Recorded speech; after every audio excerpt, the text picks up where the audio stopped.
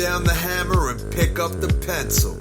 You're about to listen to the Savvy Radio Show. Learn from real-life real estate investors, experience revealed with the Savvy Landlord as your host. But there's a friend of mine that went and interviewed 5 accountants and asked them the hard questions. If I had an audit, would you be there? Okay?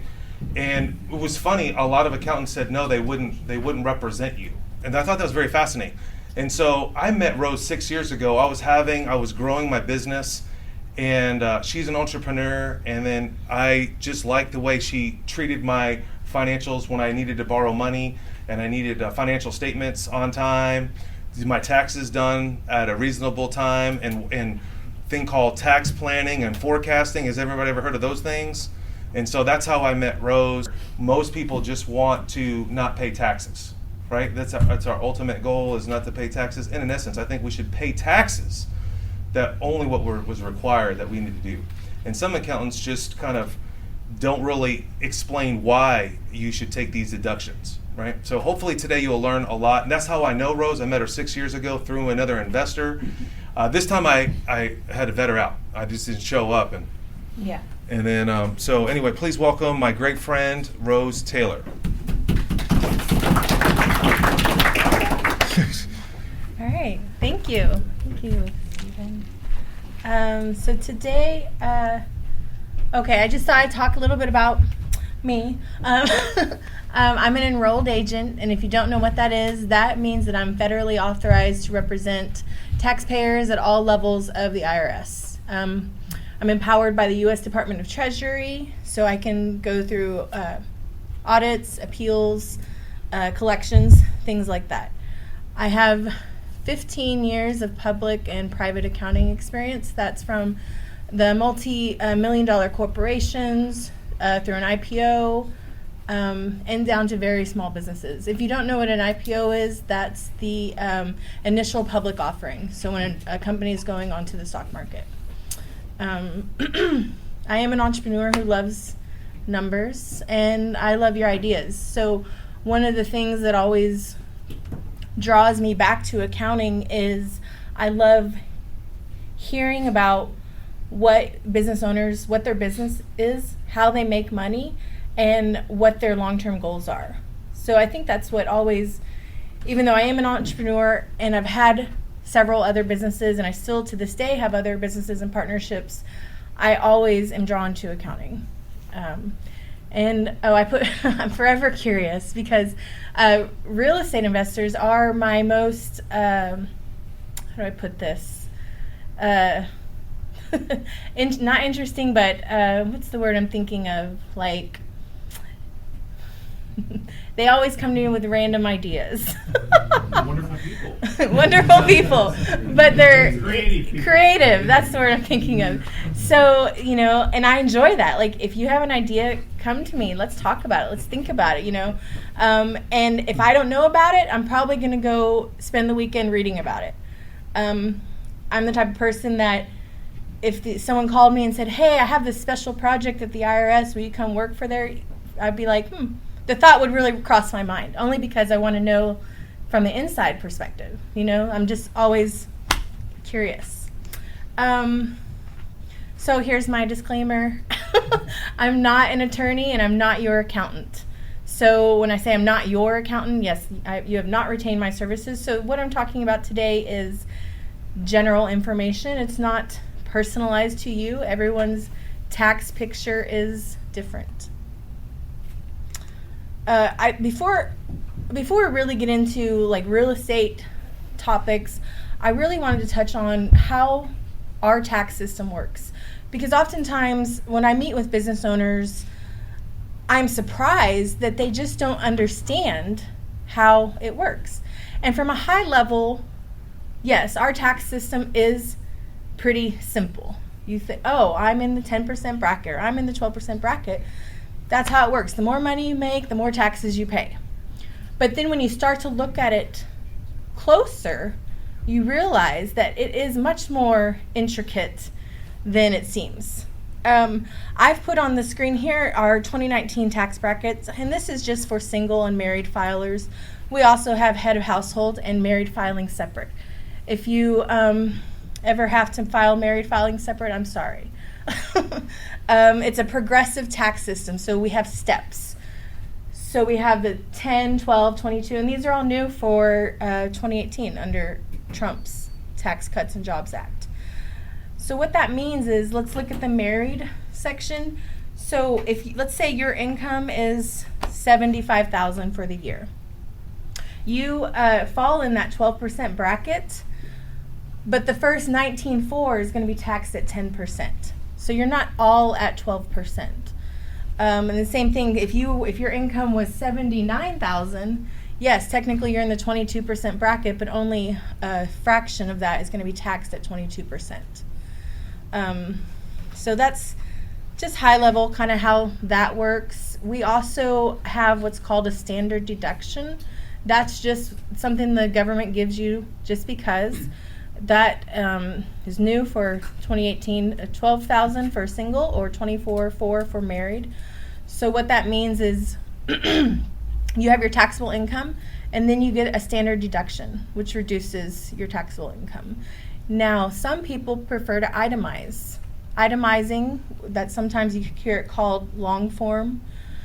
Those are things like your mortgage interest, your property, personal mortgage interest, personal property taxes, charitable donations, all those things that are allowed. But in order to be an itemized filer, you need to have more than $24,400. Does that make sense? Okay. So we have tax deductions, tax credits, tax deferral. All these things are different. Deductions are what reduce your taxable income. So for like business owners and real estate investors, we have your gross income or your rental income. And then we have all these things that we can take against it. Things like advertising, marketing, commissions, mileage, everything like that. Telephone, those are all considered deductions. Things that reduce your taxable income. Now, those are not dollar for dollar deductions. So everything, think about for example, if your cell phone bill is $100 and you fall in the 10% bracket, that's going to reduce your taxes by $10, not $100. Then we have things like tax credits. Those are things that are applied directly against your tax liability. These are dollar for dollar credits. And then tax deferral, a good example of this is the 1031 exchange. This is something where you are rolling the gain on selling, a property into another property. You are not paying taxes. You're just deferring that tax into a later time. Maybe never. If you hold it forever, you may never have tax. Back tax credit options. These are more impactful, like I said, than deductions because generally they are dollar for dollar. Things like earned income credit. This is I believe the cutoff is $40,000, but there's a misconception that you have to have children to claim an earned income credit, and that's not true. The child independent care, that's for daycare. American Opportunity Credit, these are for a full-time student. Lifetime Learning Credit, anyone in this room could go back to school if you have to pay for it. You have a max of 2,000 credits. So these are there's a lot of credits out there, but these are just a few examples that are pretty common on personal returns. Okay, so income types and tax. Yeah, the way our tax system is written, it is really not favorable to employees. It's written for investors and business owners because employees, is anyone in here a W-2 employee? So you get paid, you get a paycheck at the end of the year, you get a W-2. You file that on your tax return, you pay taxes. That's it. The Tax Cuts and Jobs Act took away a lot of expenses for employees, unreimbursed expenses. So if you had expenses for your job that your employer did not reimburse you, previously you could deduct those. Those are gone completely. That was really good for people that had to travel a lot for their work, like in the oil field or traveling nurses. So employees earn money, pay taxes. Business owners, we earn money, we spend money, we pay taxes. And then we have real estate investors who earn money invest money, and they pay less tax, significantly less tax, and I'll get into that. Amen. 90% of all millionaires become so through owning real estate. This is really small, but I just wanted to show you, this is an employee's tax return, and I did it as a married couple with 2 children. All these examples is going to be married, two children. They have a income, wages of $75,000, and then we have our standard deduction that the government gave us, $24,000. So that brought our taxable income down to $51,000. So that would be the 12% bracket. They did have a child tax credit for 2 kids, so that was $2,000 per child, so $4,000. That made their actual tax about $1,700. Yeah, but there's no deductions there, except they did get the credit, 1 credit. Then I want to get into business owners tax. These are things like not real estate, except unless you're like a flipper or a wholesaler. If you own any type of business, accounting business, roofer, construction, things like that. So business owners are subject to what's called self-employment tax, and that's 15.3%. That is split between Social Security and Medicare. When you're an employee for a business, you're also paying this Social Security and Medicare tax, but your employer is paying half of it. So you're just, from your paycheck, you're paying like 7% from your wages. But in addition to this tax, self-employment tax, you're also taxed at your normal income tax bracket. So that's the 10, 12, brackets. But for 2018 and for the next probably 5 years, we have this QBI, the Qualified Business Income Tax Deduction. This is also something that Trump introduced, and that's why, it got cut off. This quote down here is from Donald Trump. But that's a 20% deduction on net income just for being a business. So if you do $20,000 after all your deductions are accounted for, that's your net, you get an additional 20% just because as a deduction. It's nice. It's definitely favorable for business owners. This deduction is also available for real estate investors. If you've already filed your tax return, check to see if you got it because it's commonly missed on real estate investors. Also very small. This side right here is the business owner.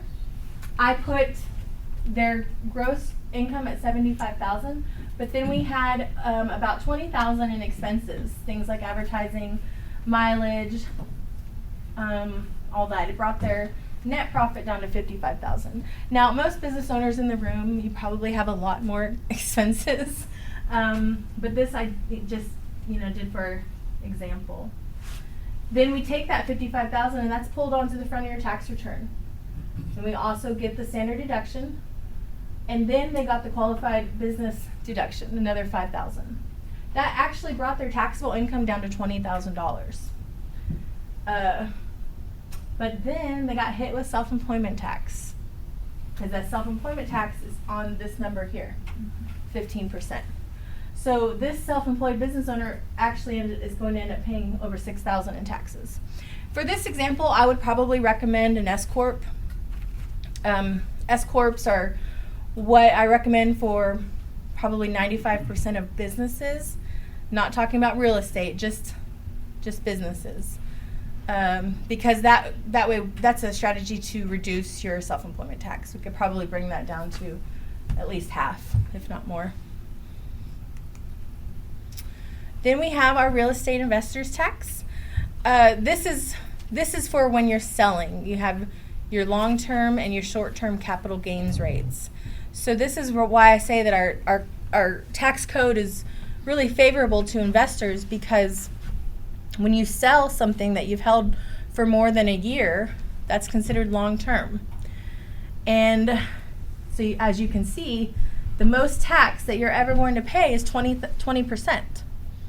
But if looking back at the ordinary tax rates. If your income was $600,000, you'd be in the 37% bracket if it was ordinary income. So that's why, that's one of the reasons why it's very favorable. Short term, that's if it's held less than a year, that's subject to ordinary income tax rates. So that's shown here on the left side. Also, not subject to self-employment tax. So that's that 15.3%. So when you are collecting rental income, that income is not subject to self-employment tax. This example is a real estate investor. Again, their rental income is $75,000, but we also get this wonderful thing called depreciation. Depreciation is a deduction on your tax return, but you're not having to spend money for it. It's not cash out of your pocket. But it does reduce your tax liability. So that actually brought their taxable income down to $6,000. They still get the standard deduction, so their taxable income is zero tax. Now, always, this is a fine balance, and why you always want to talk to your accountant regularly, because banks don't like to see that your income was zero. I don't know why. They like to see increasing income, or at least stabilized income. So that's just something to think about as well. Now, depreciation is never not an option. I've seen that before. I've seen that advised, to show higher income, don't take depreciation. That's a no-no. In a worst case scenario, if you're hit with an audit, the IRS will force that depreciation. Oh, look, depreciation. Okay, so depreciation is a reduction. This is what the definition is: a reduction in the value of an asset over time due to wear and tear. So when you buy a property, a residential property, that depreciation is set at 27.5 years. So we expense that over the life of 27.5 years.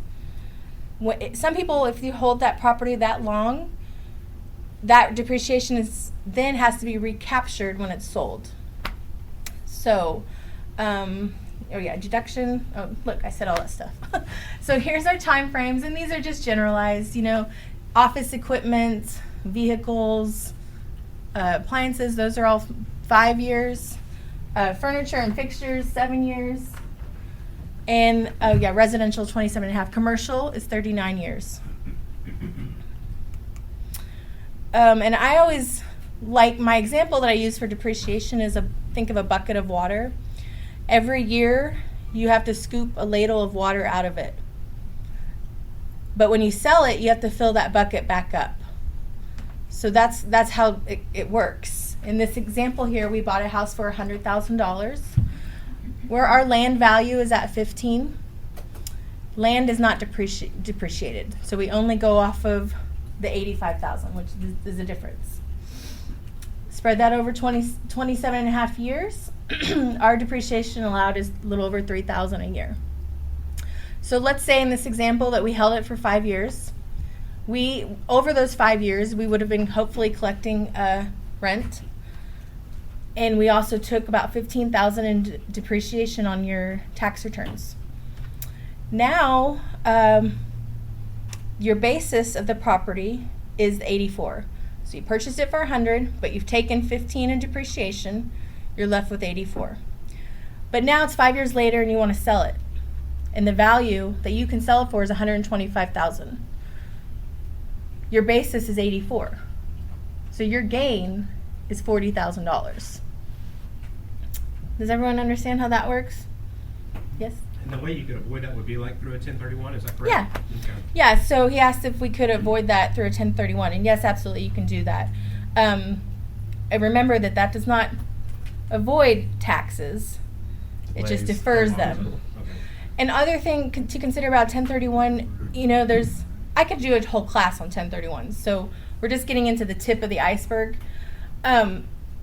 Oftentimes for something like this at 40,000, look back at what your other income is, and you know, it might be 12%. There's a lot of paperwork to go through. You have to go through a third party.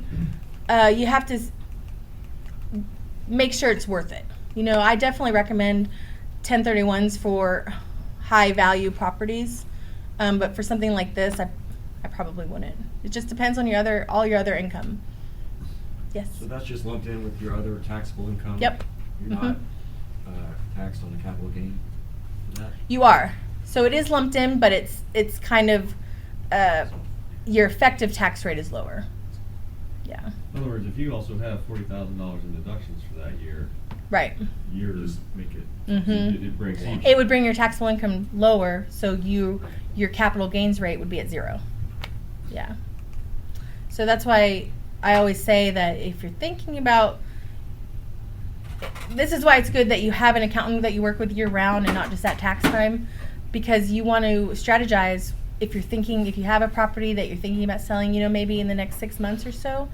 Let's think about what other income you have going on that year and see if we need to do that. Strategies. Yes. Okay. Cost segregation. Has anyone heard of that? So that is where we, instead of taking that building and depreciating it over 27.5 years, we separate out components of that building and depreciate it over shorter life periods. The benefits for that is obviously you get more depreciation faster. So this is and this goes back to also like working with your accountant or bookkeeper, because as you're incurring those costs, they will be able to classify them correctly right then and there. As opposed to you going to your tax accountant at tax time saying, well, I bought this house for $50, I put $15 in it. I guarantee that accountant's going to put your basis at $65 over 27.5 years. Because they don't know. A lot of times they take it at face value, you know? So again, that goes back to working with someone throughout the year. If you put on all new cabinets and counter, like a kitchen remodel, you know, that's going to be depreciated over a shorter lifespan. When you have properties that are valued over $500,000, you really do need a third-party engineering firm to do that cost seg for you. Just why? Just because it's not going to make it look sketchy, or?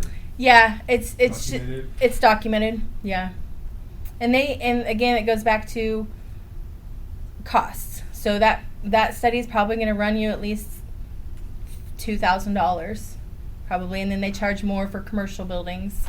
So, but yeah, you definitely want to, if this is a strategy that you're going to go for, you definitely want to have it documented. Home office deduction, this is good for business owners or real estate investors. If you have an area of your home that you use for your home office, you want to make sure that you document how many square feet it is. You can write off your personal utilities, a percentage of your personal utilities, your insurance, your personal mortgage interest, security, repairs, all those things get added up for a deduction on your home office. Hiring children and grandparents. I really like this strategy. When this works really well if you have like Schedule C business, a business owner, because if you have the income there, you can pay your child or grandparent up to $12,000 without paying that FICA tax. That's at 15.3%. So a good example of this is, like, I don't do it for my daughter yet because she's only 3. Like they really do have to have a job, some type of job. But maybe when she gets a little bit older, I will. I could write her a salary, deduct it from my business tax return, then I could take that $12,000, or I could take half of it and put it into a Roth for her. And then that money in the Roth could be used for another business when she gets older. It could be used for college if she wants to go. It could be used for buying a house, but I've already deducted that money from my tax return. This could also work in a corporation, like an S Corp, but you have to pay that FICA tax on that. Maximize depreciation. So this is that bonus depreciation or section 179. This is where I believe the numbers change every year, but I believe it's up to 500,000. I have to double check. Bonus depreciation is where you, on certain types of equipment or vehicles, you can deduct it all in 1 year, as opposed to over the 5 years, the life of it. But again, this goes back to, what does your banker want? You know, you probably want to show some income. It just depends. But it's absolutely legal tax deduction. Yes. When you said children and grandparents, do you have to, can it be your spouse? Be your spouse. Okay. Definitely on an S corp, Okay. not on a sole proprietor, because that spouse income is part of your income when you file married filing joint. Okay. So the idea is that this is for people that don't have any other income. Okay. It Because- couldn't be like Schedule C either. Yeah, Schedule C. It could, Mhm. it can't be. Okay. Well, yeah, but not your spouse. It can't be your spouse on Schedule C. Well, there's no Because you advantage file. there, Okay. because that income is then just you're gonna be taxed on it Okay. How about niece or nephew? if they don't have any other income. Yeah. So because single filers get a $12,000 standard deduction, it's bringing their taxable income down to zero. If you pay them $12,000, then they get a deduction, zero. But if So they have, can't make any income. well, I mean they can, but As long as the total is less than 12 grand or. yeah. Gotcha. Yeah. How old can they be? Well, I would say under if under 18 and still dependent of yours. Oh, they have to be your dependent. Well, not the grandparents, but it's just This is another topic that we could probably spend 30 minutes on. Maybe we could do one on travel. I mean, these are high level, and there's a lot of, in the tax code, there's a lot of nuances too. So yes, this is allowed if this and this happens, or if your income's here and here. So yeah. Health insurance, this is for business owners. Make sure that you are writing off your health insurance premiums if you're paying them out of pocket. Home admin office. Okay, so if you have an office at home and you also have an office outside of home, you could count those as mileage. Whereas if you don't, then technically the IRS just looks at that as commuting. And they say, well, we all have to get to work. We all have to commute. So that's just additional mileage deduction.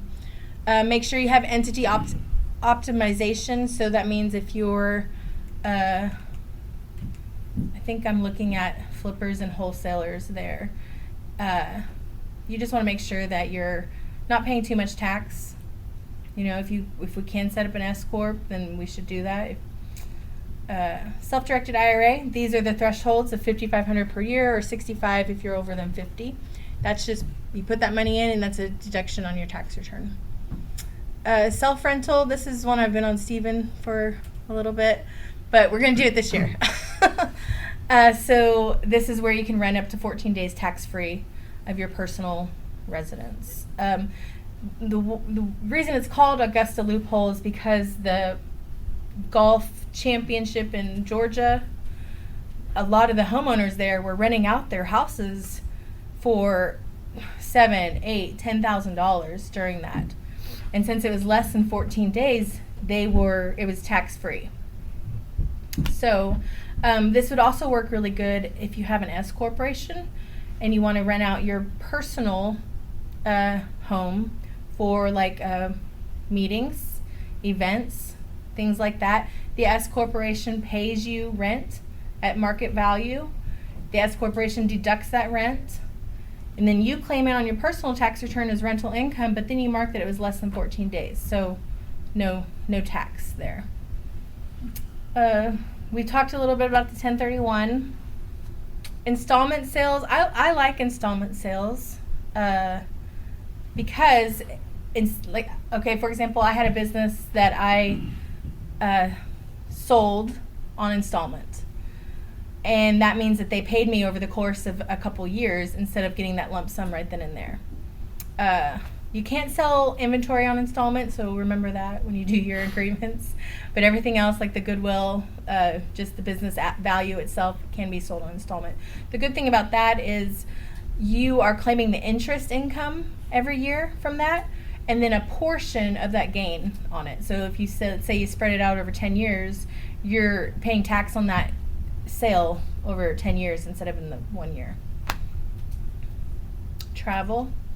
Oh, I was trying to remember. What was my notes here? Yes, travel. If you have travel, try to mix business with it so we can get some deductions there. Whether you're looking at a property or you have a convention to go there. Yes. How would we document that? Would we need some kind of proof or documentation? I just got back from out of the country, and it'd be awesome to take off that Yeah. $7,000. Well, you need to, again, this goes to how risky are you? You want to definitely keep notes, keep all your receipts, and document. And then, you know, if your accountant is if you were to get audited, you know, you want to have all your I's dotted and your T's crossed, and then have someone willing to go to bat for you. The easiest way is just to start buying properties in the other state or other location. Or not even buy them, just look at them. I like to buy them though. And then Take work with pictures your while you're there. work with your accountant to think outside the box. Yes. On the 1031 exchange, are those funds you make held in escrow until you do the next sale? Third party. Yeah. Work with your accountant to think outside the box. I mean, if you are really into drones, make sure you're using those drones to take pictures of your houses. You know, and maybe we can get a percentage of that off on your tax return. I wanted to talk about the real estate professional status a little bit because I've had some questions on it before in the past, and you know, the IRS considers rental activities as passive. So if you have another job, W-2 job, generally you would be subject to these special rules, meaning that you can only deduct up to $25,000 of your potential rental losses. Has anyone ever had this happen to them, where they got phased out? So this is this example here for $100,000. That's for a married filing joint. But let's say that you both have W-2 income and it's over $100,000, but you also have these rental losses, you know, from depreciation. You would not be able. It would start to phase out to where you couldn't take that loss, and it's fully phased out at $150,000. So I've had clients that run into this, and you know, they were shocked that you know, that happened, but they're not lost forever. They're recaptured when if you sell that property. To be a real estate professional, you have to have more than 750 hours of service during the tax year, separately for each property. So generally, that would be hard to do if you had a full-time 40 or 50 hour a week job. That's per property. Yes. Now you can make an election to have them all treated as one, but yes, it really is per property. I mean, How would you document but those hours? Contemporaneous logbook, keep notes if you do want to take that real estate professional status. I mean, if your income is, it's also, remember, it's contract labor. It's not just yours. It's like any work involved at the property. Because if you had 20 properties at 52 weeks in a year. Well, then you're probably a real 750. estate professional already. I mean, if you had that many, you wouldn't have to worry about this. Is there kind of a given at some point when you have X number? Well, yeah, I would say if it's in the ordinary course and trade of your business, if it's rental properties, then absolutely I would consider you. The only reason I ask is I have a friend, Mhm. we were just talking about this, and he is a dentist, and he makes a substantial income, and he believes that he can't deduct any of his rental property That's probably true. deductions. Yeah. But Up he to- has a number of rental properties, and so at what point can he deduct that? Yeah, I would say for a situation like that, he needs to start keeping records of his time. And his contractor's time. Yeah. And then talk with his accountant about that. And again, it goes to your risk tolerance. I mean, you could put whatever you want on your tax return. It really is, it's an honor system, really. I mean, even if you sell something at your garage sale or you're selling crack or something, that income is taxable. Just, maybe that was a bad example, but The depreciation still lowers the tax basis even though you're not claiming it. yeah, yeah. So yeah, so your basis is still being reduced. Yeah, it's not really. I don't know. It is what it is. Are you an investor or dealer? Okay, so this goes back to falling in that more favorable tax bracket. If you're considered a dealer, they're probably going to treat you as being taxed at ordinary income. So people that buy properties with the intent that they're going to flip that, or buying it knowing they're going to wholesale it, that type of income is subject to your ordinary bracket. So usually with those types of businesses, we want to put them in an S corp. I have a client that he buys a lot of properties at the auction, and he'll go to the auction and he doesn't know what he's going to buy. So he doesn't know what he's going to do with those properties until he gets them and he finds out what they are. It could be a lot, it could be a pond. I mean, so we are careful with his books because we don't want to get him into that dealer status. So if he's going to sell it on installment, he's probably going to wait a year and do that, so that way we can actually sell that on installment, so it's not considered inventory. So yeah, there's just I like working with real estate investors because there's so many different ways to make money. Whether it's wholesaling, flipping, subject to, contract for deeds, and they're all can be taxed differently. So it's very important that you're working with an accountant that understands that, because there's a lot of gray, and yeah, things to do now. Okay, make sure that you're getting your W-9 forms from contractors. So contractors are anyone that you're paying for service, not for materials, but services, and also attorneys. That I guess the IRS doesn't trust attorneys because they put that out there separately. The 1099s were designed to bridge the gap between deductions that were being claimed and income that was being shown, So, and that's really what they're doing now. The IRS will match these up. It takes usually about 6 months. They're due in January 31st. About 6 months later, letters will start going out. So that's always something that if you get a 1099, it has your social on it, you want to make sure that you claim it. And vice versa, if you're paying people and you don't issue them 1099s, in a worst case scenario, if you're audited, they will throw those deductions out. So something to consider there. And I had this happen to me at my rental house. I paid a guy, and I get in my car, the job's done, and then I'm like, oh, I didn't get a W-9. I'm never going to see him again. So I understand that it's hard because sometimes we're busy. But try to make it best practice to collect a W-9 before you pay. Yeah. Question. Yeah. If we have all the info for that contractor, but it's not on a W-9, can we still 1099? I have. Yeah. So, I had okay. done some work.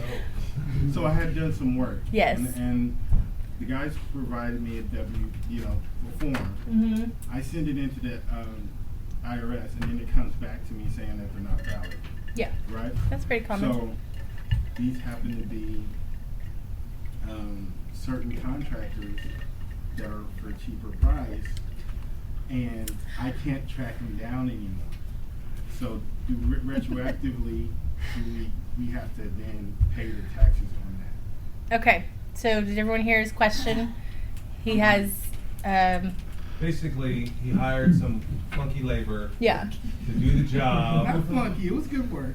Yeah, right. Okay, From so- another planet, and they decided From another planet, I like that. Social security number. He tries to slide it in, and it gets kicked back. Okay, when you did collect a W-9, I did, so you did your due diligence there. correct. But I got a letter back from the Yeah. IRS saying. So what happens then? These are called B notices from the IRS. It's them saying, hey, this social security number doesn't exist. If you are still using him as labor, you need to get another W-9 from him and say, hey, this doesn't work. You must have missed a number or something. Okay. The process starts all over again.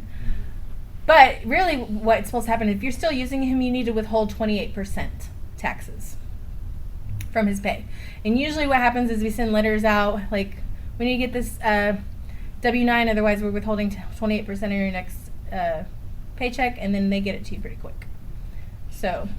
But if you can't contact that person. Well, you're not using him anymore. Right. So. But what do you do retroactively now that? There's nothing you can So do. get the What I'm deduction. saying, the IRS wants. Oh. What do we do to Well- report to them to say, well, we have to take it out of my next year's taxes? Or? No, you still took that as a deduction. I mean, you did your due diligence by collecting the information. That's all you can do. So the IRS will still honor that deduction because you did the due diligence, or they will not? They will. Okay. Yeah. What if it's less than $600? You still take it? And You don't still have take- to keep you- any paperwork? Right. You still take it as a deduction, but yeah, you don't have that threshold. Track your mileage. Okay, I've had mileage audits before. When taxpayers have a considerable amount of mileage, I'm talking 20, 30,000 in a year. Now for some miles. $30,000. Miles. Miles. Yeah. 20,000 miles. And that's probably more than average. But for a lot of businesses, you probably do drive that much. But you just want to document it. There's lots of apps out there. Use it. The mileage audits have been, they want to see a calendar of where you went, who you visited, what was discussed. So you definitely want to have that. And then also remember that tax preparation does not equal tax planning.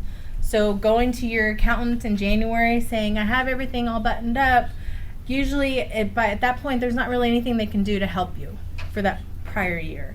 So maybe at least talk to your accountant after October 15th to kind of show them your income, where you're at. If you're using a bookkeeper, maybe the bookkeeper and the accountant work together, because oftentimes bookkeepers are not tax savvy, so things could be miscoded. And when you are going to your accountant in the heat of tax season, they're taking your financials probably at face value. So if this is what your bookkeeper did, they're gonna go off of that. So just keep that in mind. Any questions? What if Yes. you have like a handyman that does work for you every single month consistently, and you don't have this file, but you still have a good rapport with him? Can you say you get something from the IRS that happens, say, oh my gosh, I've got to get this completed, then you have them complete the W-9, issue a 1099, will that still save that aspect? Say if it's like, I didn't know I was supposed to do that. Okay, Now so I realize that. I paid them, let's say, $20,000 for the year, yeah. as an example. How do you handle that? Or can you do it that way? In that scenario, you're going to be hit with late filing penalties. I believe it's $50 per form per month, or Even if you filed it, it was all done, and they come back through an audit Well, if 2 you- years later. if you never filed the 1099. Right. But you did your full tax returns normal. You're just Well- like, I didn't know I was supposed to do it this way. Oh, I see. Or I didn't know I was supposed to get a contractor to do it. Rule of thumb with IRS, I didn't know doesn't work. You Yeah. can never say I don't know, and it falls back on your account, because Well- you're paying for the services that they need to tell you to do that. Well, So it let falls me back on them. let me interject there, because Oh. it it falls back on the taxpayer. It's always Yeah. it's always the taxpayer. No. But, like, I know you can't. But can't if say you're- you didn't know, like it was in a legal case I read not long ago, and the judge was like, "It's your competency to hire this person. That's why you are considered a real estate investor or business owner or it's your responsibility." Okay. And like I would never use that in a defense because you'll just get hammered. They'll slaughter you if you just even say that. I've not had a case like that. To answer your question, it would probably depend on a couple of different factors. Who your auditor is, Yeah. you know, how you treat them. Now he could fight that with a letter, and you can negotiate. Like, Yeah. I wouldn't say anything. My But- CPA would be handling that. Yeah, for me. sure. So Yeah. they would probably address that of like, they wouldn't say, oh, well, he didn't know. Yeah. They'd probably, of course. Well, yeah, and we generally don't want the taxpayer to ever talk to the auditor. Yeah. And the other thing I've heard, this is kind of unrelated, but I've heard people say, and I bring this up because I've heard this multiple times, they say, well, if I'm ever audited, I'll just show them my pile of receipts and they can have at it. They can have fun. And I'm like, no. You think that's going to work good for you, in your favor? No, it's not. Organization is key when it comes to an audit. So you want to have your receipts preferably scanned up in the cloud because ink fades, and if you're hit with an audit, you know, they can go back 3 years. So just keep that in mind. What else? I was under the impression if they found a problem, they could go back as many years as they wanted. Generally, that's only if they found significant fraud. Fraud, yeah, that's usually when that happens. Are there things that you see that flag audits? Yeah, for sure. If your income is over $200,000, you're going to be in the higher threshold. If you have an S corp, a partnership, those are again higher risk for audit.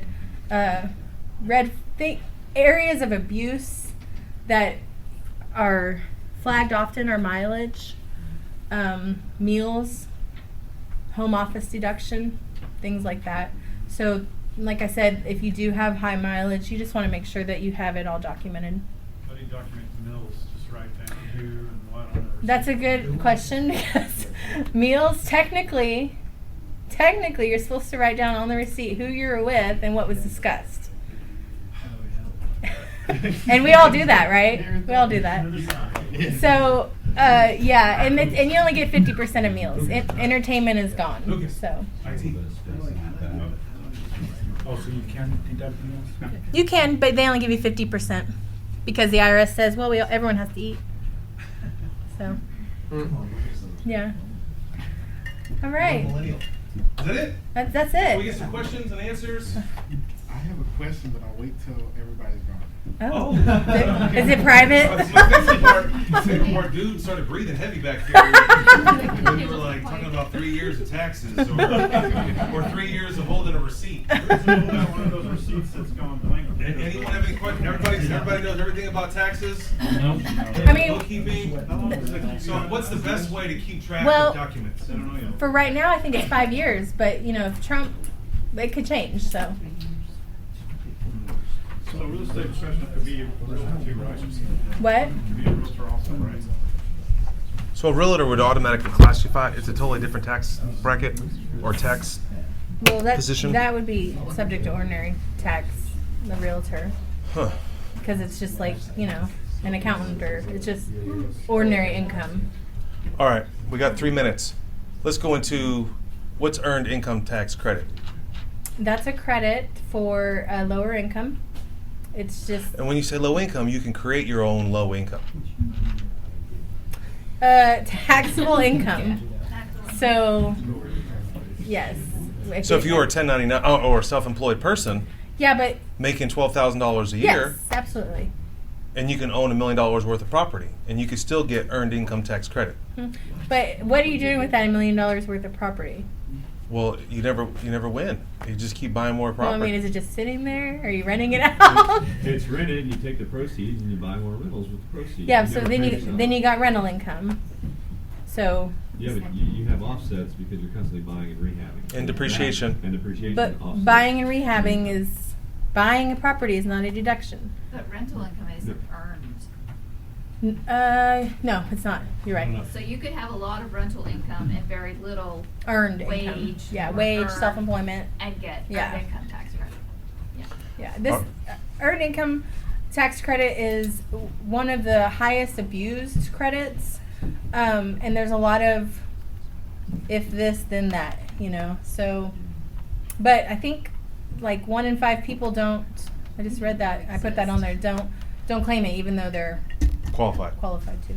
All right, anybody else have any questions for our super accountant? I had a question on the qualified business income tax deduction. Yeah. Can you expand on that a little bit? Yeah, so, okay, this is high level, is that you get a 20% deduction. Now, this is only if your income falls within certain limits.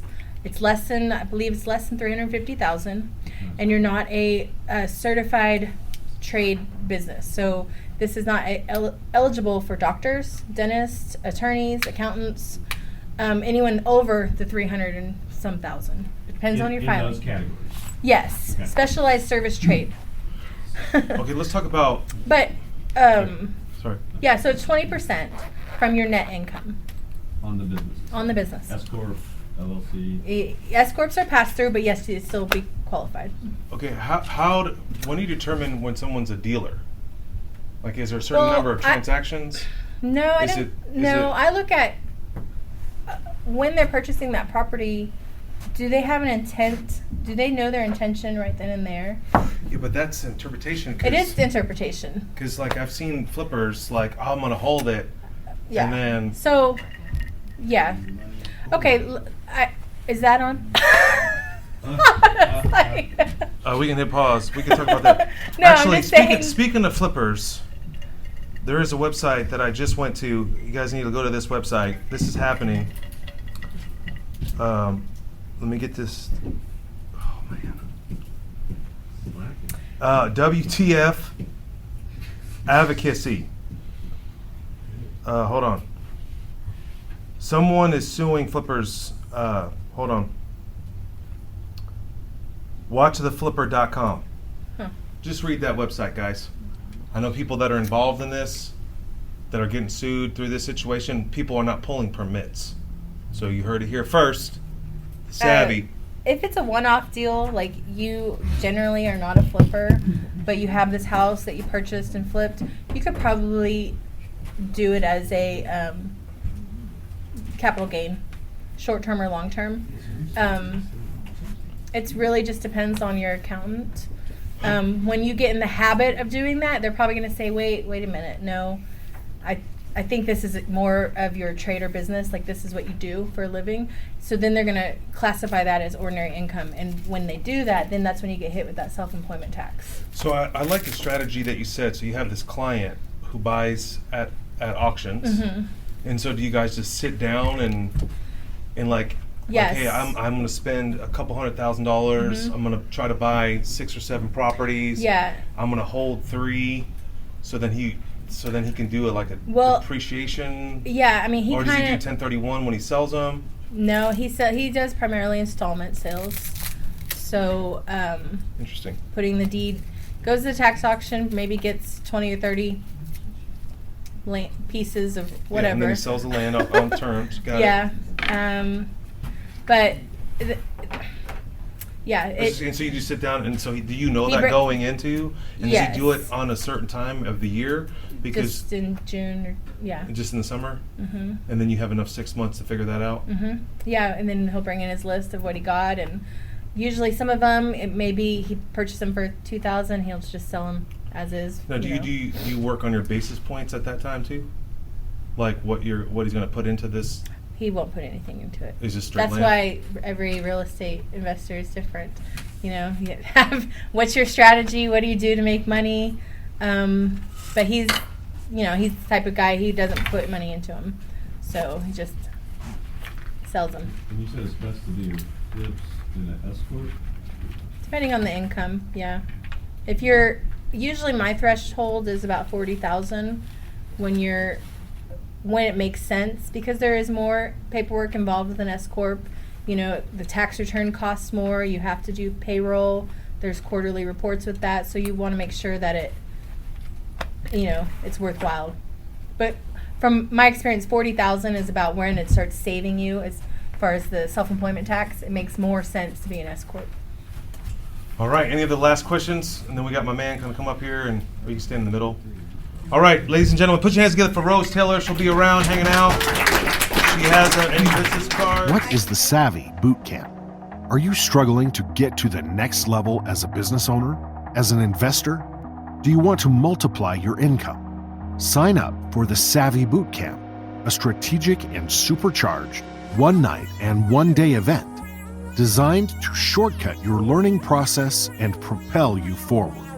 Just value, no upsells, and an intimate setting to build relationships with like-minded investors. We will be covering how personality profiling can make you a millionaire, outsourcing and the nitty-gritty of maximizing your property management, scaling your business through systems and automation, technology hacks you should be using every day, and how to raise private money. Go to www.savvybootcamp.com now to register or to find out more. Thanks for listening to the Savvy Radio Show. Glide online and listen to our other motivating episodes at savvyradioshow.com. Connect on Twitter @LandlordBook and always be buying assets.